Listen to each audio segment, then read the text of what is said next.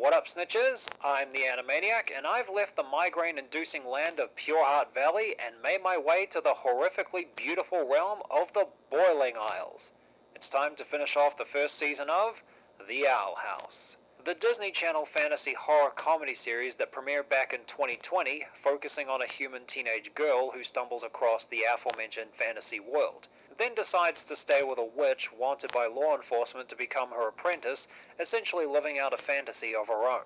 Before I get into this, if you guys ever want to be the first to know when a new video will be up, be sure to ring that bell after you subscribe. My next goal is 250 subscribers, and only you can help me get there. My first review of this show, which covered the first 10 episodes, was me being optimistic about the potential it had. Now it's time to be honest about the whole season. Spoilers ahead. To start things off, the Boiling Isles, though they were born amidst the skeleton of a fallen titan, look pretty. The inhabitants are a bit freaky, only because I've seen scarier looking monsters, except for a few I'll get into later. And like I've said in the review of the first 10 episodes, the animation has 3 movement gears: standard pose to pose, anime, and smooth.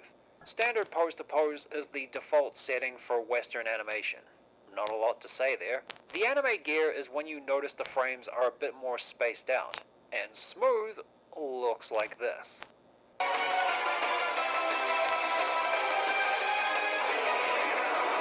The Owl House has some incredible effects animation, especially when you look at the fights between Eda and Lilith. Eda's wooden hoodie looks like it was CG when it was still 2D. That's impressive. The world of the Boiling Isles is a fantasy setting filled with horrifying creatures and hints of modern technology. It's not as bad as Star vs. the Forces of Evil, where it sticks out against the settings they made, as they've integrated them very well. Phones are magically conjured up, and TVs and computers are mystic orbs. They are pushing it with DVDs though.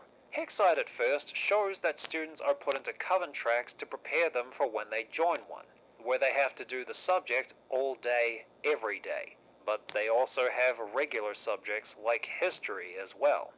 Kinda ruining the point there. Because if they're not without one when they're adults, they are petrified. We all had to wait until the end of the season to find that one out.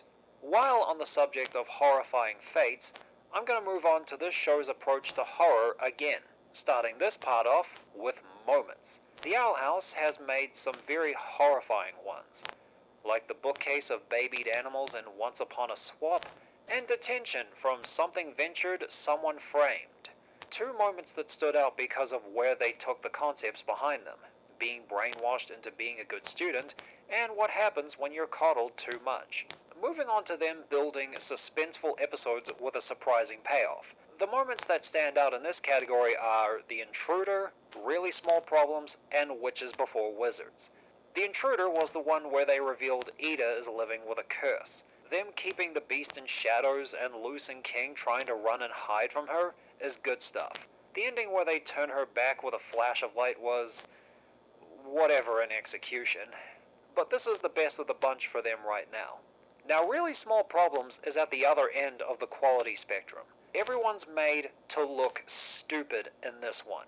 Eda for not realizing who was running the carnival that day, Luz for not sticking up for her and King's day, Gus and Willow for not taking the fact that they might be walking into a trap seriously, and Tibbles for not reporting the whereabouts of Eda to the Emperor's Coven, considering he has her address. And when we see him again, he's trying to come off as a changed pig. Eda doesn't buy it, and neither do I, as I see him looking sinister for later. This has to be the worst for this season's horror. I want to end this section on an episode that could have been a lot better. Witches Before Wizards does suffer a little from the events of the previous episode. Luz meets a wizard while delivering potions for Eda, who gives her a map for a quest to find a mystical staff. Eda tells her it isn't real, otherwise she would have went after it. The section where Luz comes across a whimsical town full of characters that are satirizing the fantasy genre and tell her she's the chosen one over and over is taking me out of it. This could have been a good episode if they did the following. Take out the parts where Eda and King chase after her trying to keep her safe. This will free up more time to engross us in the town out in the woods. making the shock of the twist far more effective. Make the town more believable. Another way to make the twist more shocking is you make the town and the characters loose meats believable, not use them to satirize fantasy media as it's messing with the atmosphere you're creating. It's not just Luce you have to pull the rug out from underneath of, it's also the audience. If they don't believe in the world you're making, then the twist won't be as shocking and her victory wouldn't be as triumphant as it should, especially as the puppeteer tried putting her in a trance with the people she met on her journey. That's one way the satire humor doesn't do the show any favors. It can also make the characters look stupid when they say something that should be obvious in its meaning. The bog of immediate regret, anyone? The comedy that was boring and predictable, or stupid because of how the show was written, I'll get to that in a bit, made little moments like this better. Ugh. Who are you again? Huh? I didn't finish school and look at me. Who wouldn't envy where I am right now? You shall not chant, do it! No more harm, Azura calleth out. So Oh, in the flowery, native tongue, so of our awful. foremost Jing did worsen it. Stop it! Stop it! I will literally do anything to stop this. Ugh. Have a wonderful school day, person I don't know. I really needed to hear that. But they are very rare. There are some jokes that were great, like Luce's class schedule being all about potions, but that joke is ruined later on when it's shown that Hexide also teaches normal classes. Before I move on to the story meat of this season, with all the characters that are important to those plots, I'm going to devote some time to the side characters who didn't have a lot to do. King is a demon of a small stature and also Eda's roommate. When we first see him, he's given the bit of sounds scary but is actually cute.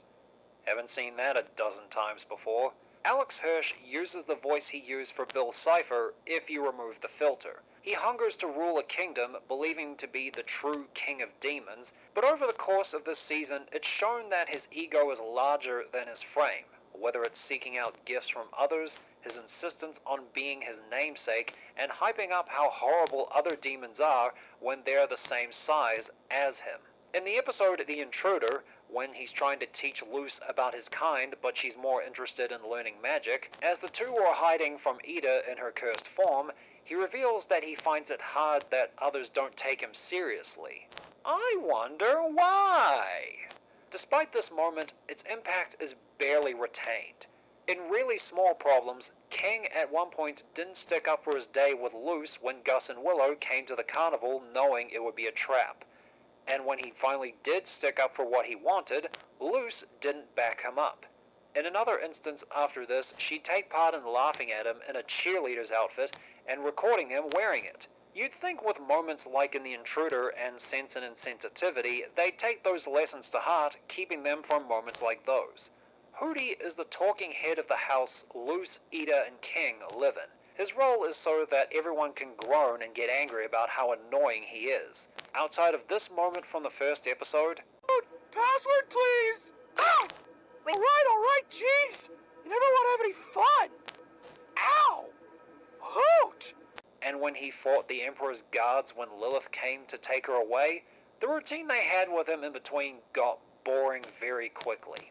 The friends Luce makes outside of Eda and King, Gus and Willow, are very underwritten and don't have a lot to do this season.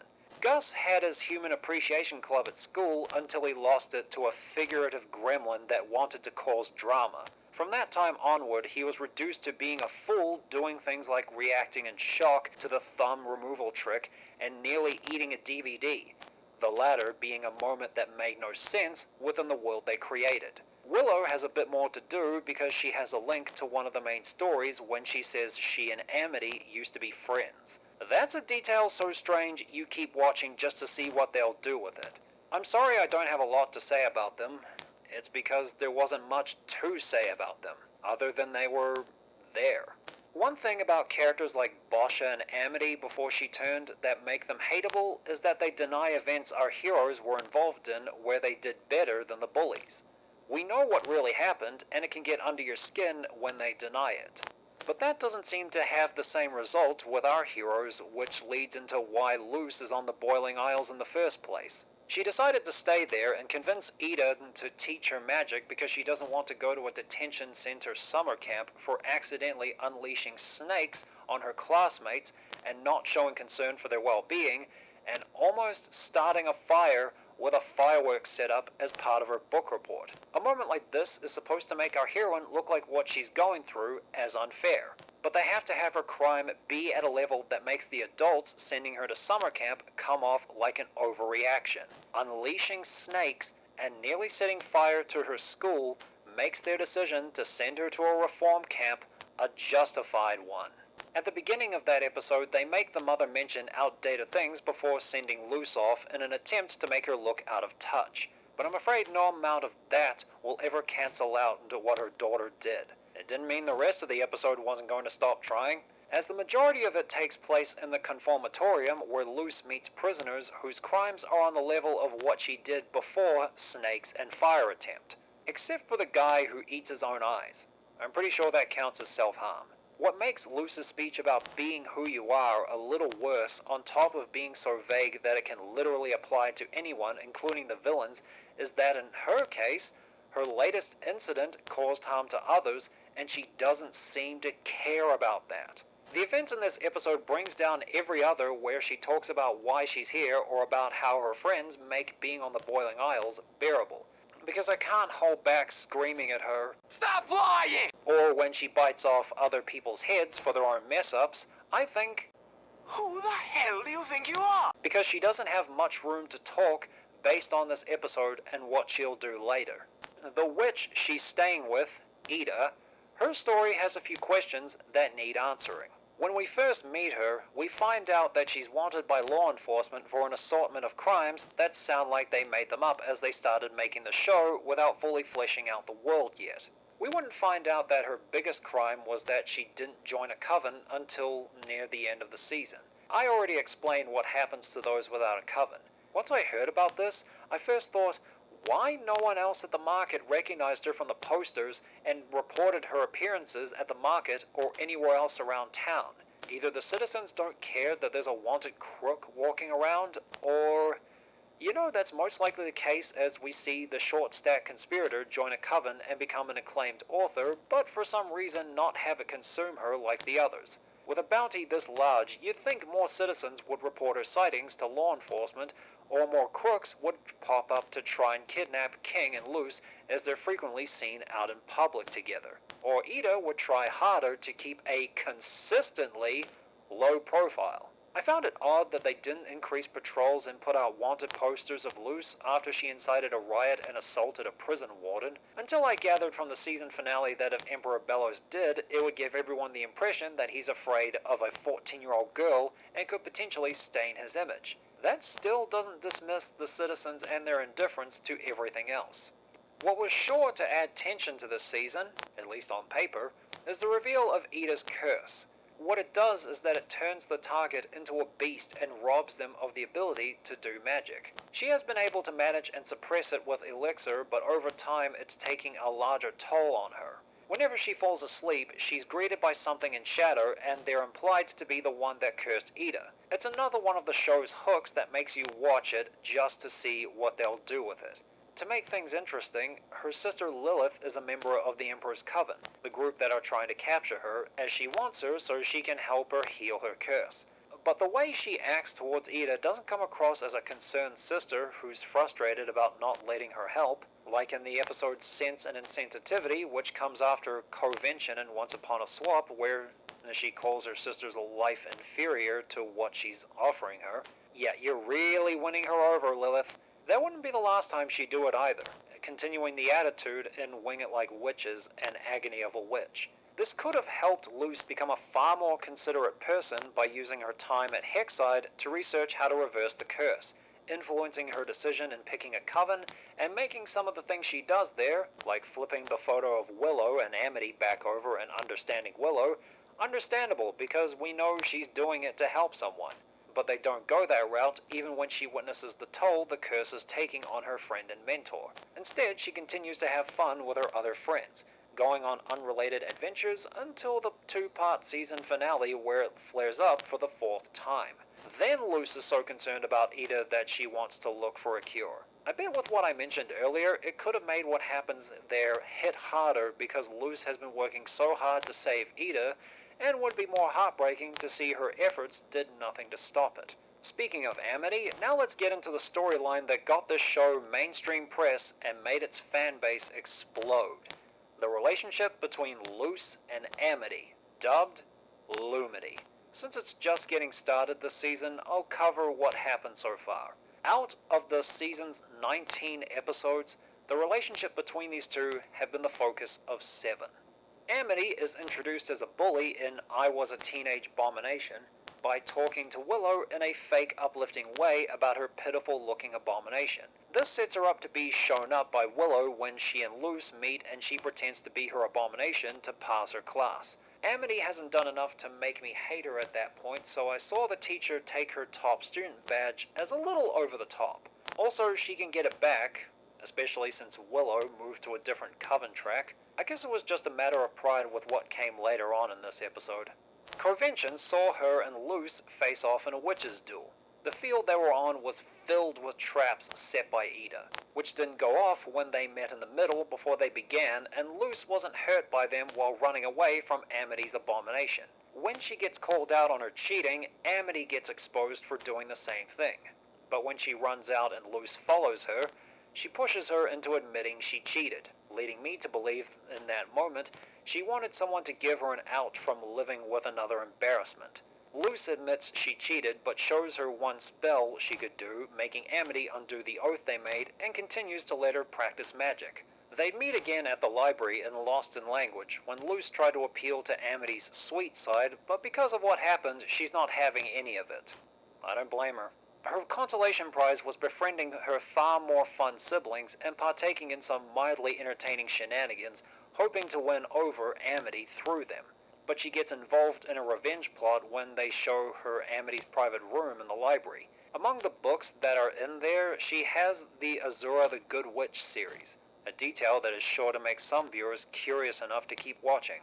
Their plans are foiled by Luz snatching Amity's journal away from them, but Amity labels her a bad person when she comes in to take it back. First, Amity got me with how her siblings treat her here, then she confused me when she called Luz a bully. I take it she practiced that in a mirror without any self-awareness.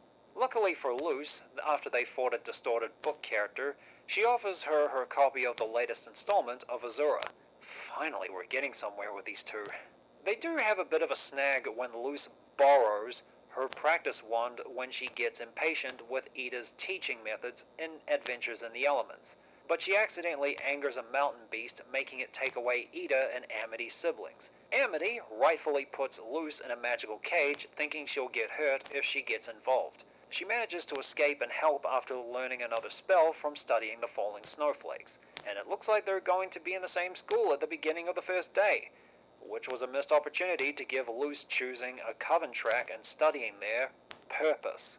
Their first school adventure together was in Understanding Willow, where they went inside her mind to repair her memories because Amity set fire to one of Willow's of the two of them together. After Luz turns the photo back around to suggest shenanigans, did I mention that a moment like that could have benefited from Luz using her time at Hexside to help Eda? They eventually come across the inner Willow, who takes them to show them the memory of she and Amity ending their friendship. To save herself, she shows the inner Willow what happened before then in a moment that doesn't make sense even within the show's world. Her parents tell her to end their friendship or else they'll have her pulled out of school as they see her as a loser.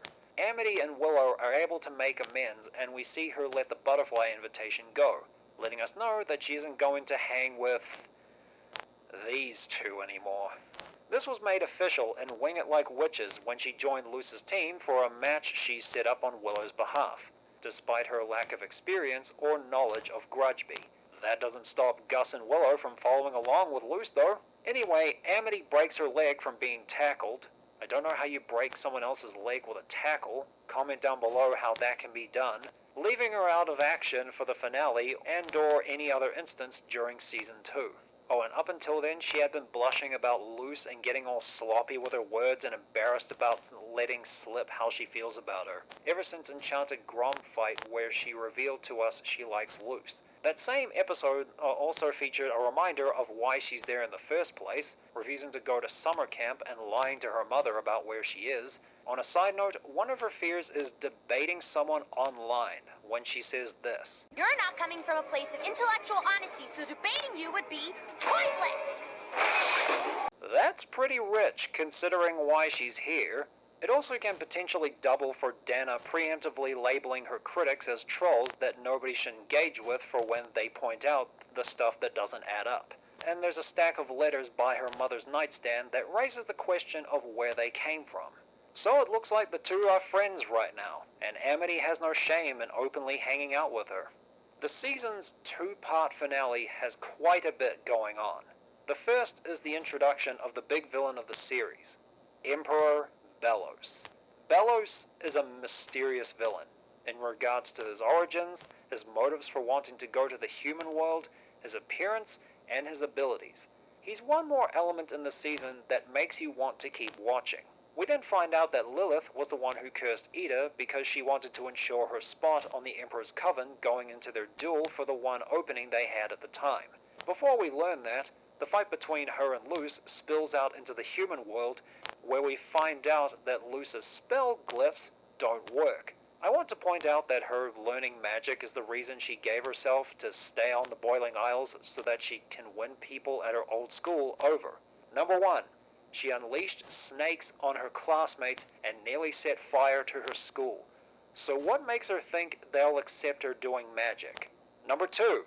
Us learning that she can't do magic the way she does in the human world renders her pursuit pointless! During her fight with Bellows, it is the one fight that has a lot that makes no sense, Luz is able to fly Albert despite not being seen riding him since the escape of the Palisman. She had the ability to use magic with Eda's staff, despite not being able to do that since you have to be born with a sack on your heart that allows you to do magic. What Luz does in this battle treats fight psychology like the kid who got kicked out of a clubhouse because everyone else thought they were ruining their fun.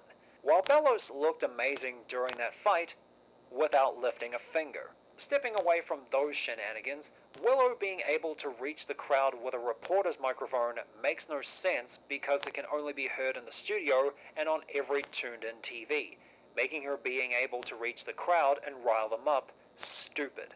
The episode ends with Lilith using a spell to return her sister to her old body, even if she isn't able to use magic and Lilith's was weakened.